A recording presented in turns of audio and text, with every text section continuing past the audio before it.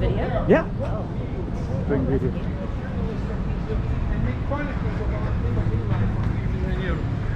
Villa Lobos over here, he adapted the classical music to Brazilian rhythms. Noel Rosa, this guy composed, he died at the age of 28 of tuberculosis, and he's one of the greatest composers of samba ever. The number of, he wrote in just a few years, he wrote like 600 good songs. And you have painters from the modernist movement, Manuel Bandeira, one of our greatest.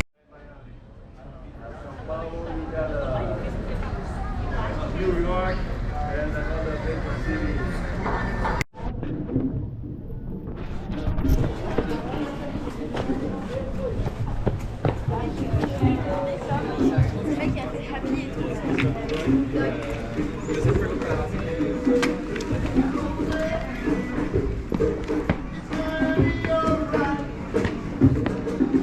Entendeu, seu Jorge?